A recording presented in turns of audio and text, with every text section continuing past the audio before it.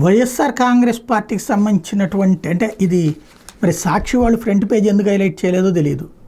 యాక్చువల్గా ఇదివరకు ఈనాడు జ్యోతి అయితే కనుక తెలుగుదేశం కార్యకర్తనికి ఉసురు తీశారు ఇట్లాంటి వార్తలు రాసేది. వీళ్ళు ఇక్కడ లోపల పేజీలో వేసుకొచ్చారు.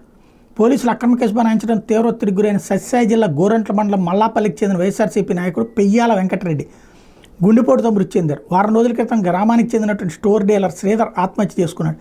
ఇందుకు బాధ్యులను చేస్తూ వెంకటరెడ్డితో పాటు మరో 5గురి మీద గోరంట్ల పోలీసులు కేసు నమోదు చేశారు. అయితే శ్రీధర్ ఆత్మహత్య ఘటనతో తనకు ఎలాంటి సంబంధం లేదని విచారణ జరిపి కేసు నుంచి తాను తొలగించాలని కోరుతూ వెంకటరెడ్డి నెల 23న గ్రీవెన్స్లో జిల్లా ఎస్పీకి విన్నవించాడు. దీన్ని పరిశీలించిన ఎస్పీ విచారణ చేసి తగిన చర్యలు చేపట్టాలని పెనుగొండ డీఎస్పీ వెంకటేశ్వర్లను ఆదేశించారు. అయినా అతని మీద కేసు తొలగించలేదు. దీంతో తీవ్ర ఒత్తిడికి గురైన వెంకటరెడ్డి మంగళవారం కర్ణాటక రాష్ట్రం చిక్బల్లాపురం జిల్లా గుడిబండ సమీపంలో గుండెపోటుకు గురై మృతి చెందారు. దీంతో పోలీసులు వైఖరే కారణం అంటూ కుటుంబ సభ్యులు బంధువులు బుధవారం గోరంట్ల గుమ్మయ్య గారిపల్లి సమీపంలోని హిందూపురం గోరంట్ల ప్రధాన రహదారి మీద వెంకటరెడ్డి మృతదేహం నుంచి ధర్నాకు దిగారు.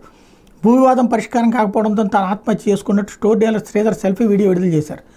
పోలీసులు సెల్ఫీ వీడియో వాంగ్మూలం ఆధారంగా కేసు నమోదు చేయకుండా వెంకటరెడ్డి బంధువుల మీద అక్రమ కేసులు బనాయించారని వాళ్ళు ఆరోపించారు. విషయం తెలుసుకుని పెనుగొండ డీఎస్పీ వెంకటేశ్వర్లతో పాటు గోరంట్ల సీఐ బోయిశేఖర్ అక్కడికి చేరుకుని ఆందోళనకారులతో చర్చించారు. అక్రమ కేసు విషయంలో మీరు న్యాయం చేయకపోవడం వల్ల వెంకటరెడ్డి గుండెపోటుతో మృతి చెందాడు, మీ వల్ల న్యాయం జరగదని పెనుగొండ డీఎస్పీతో వాళ్ళు వాదనకు దిగారు.